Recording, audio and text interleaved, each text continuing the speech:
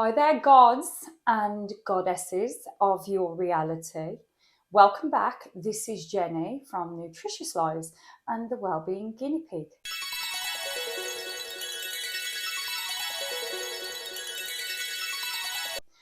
Apologies if you hear some banging upstairs, but that's my daughter. She's off school with strikes today and she's doing some dancing, which I'm really pleased about because it means she's off her devices, which I'm all for, but you may hear some, noise. Me again. I hope you're well and having an amazing day, beautiful souls. So today's video is all about the reticular activating system, and it's really insightful. I'm going to split it up into two parts because I over chatted again, but then that's nothing new. So I hope you enjoy part one and part two, and whatever you're doing, please have a blessed day. So I will see you in the next one. Back to the video. So today I want to go back to the sort of video or blend the video to how I used to talk about certain parts of the brain, and specifically I want to talk about the reticular activating system. This has been something that I've been wanting to talk about for a while, and it's basically in the brain where it's responsible for filtering what's important to us. And I've kind of like touched on talking about the ego in my other videos, and I've talked about whatever you sort of make a priority in your life, your ego will prove you right. You will be okay, I'll use an example. So say for example, you believe that all men treat women like crap, right? All men are going to cheat. Then your brain is going to give you evidence to show that that is true. And what I want to talk to you about and highlight to you is this is an actual scientific thing that goes on in your brain.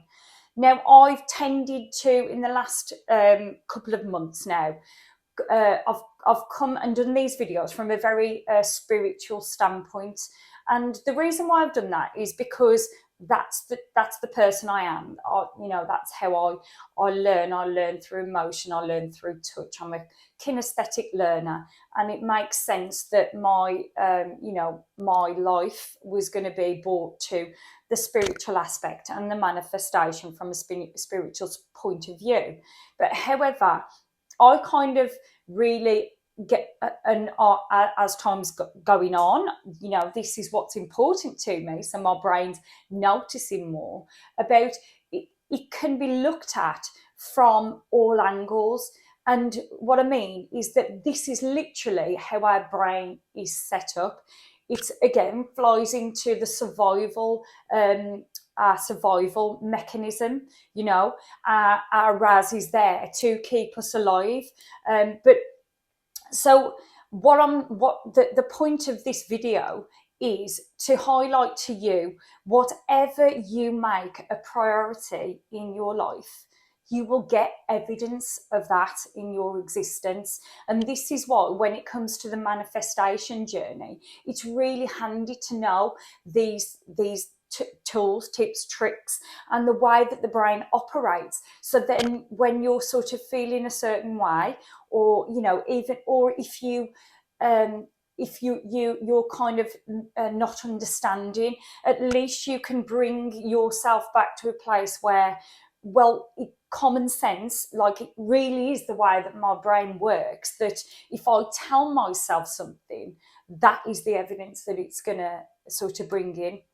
Now, I want to just say to you, and to make this clear, with regards to our conscious and subconscious mind. Now, when it comes to the RAS, right, what happens is all of our experiences that we go through our life, the subconscious mind retains this information, right? I want you to understand this. It sort of takes pictures of everything.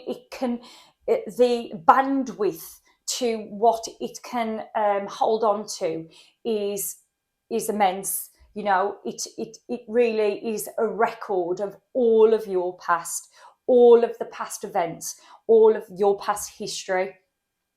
But however, when it comes to the conscious mind, right, you can't, it filters through, you know, it filters through what's important and what isn't important, because it can hold on to a fraction of that. So I want you to make this comparison. And when we feel like, well, you know, well, if my brain is keeping a record of everything from the past, like, obviously I don't remember everything, but that's what the distinction I want you to understand. That is the subconscious mind. The conscious mind, that we can actually think and go, oh yeah, I remember that, and yeah, that makes sense why I would remember that. And uh, this is what you need to know, that it's because you are using repetition of what you tell yourself and what your vision is to recall specific memories, because the RAS is making it so that that is a priority. So this is why I want you to understand, with regards to affirming, if you repetitively affirm positive things within your life, that is what your RAS is going to recall and bring to your attention.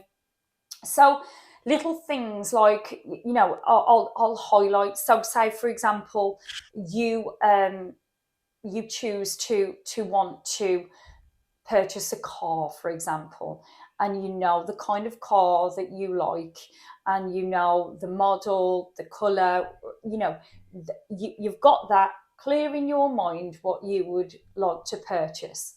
Now, if you repetitively think about this, I really like that car, I'm going to study that car, I'm going to Google that car, I'm going to look at this, to because, you know, it's something that's a priority to me at the minute.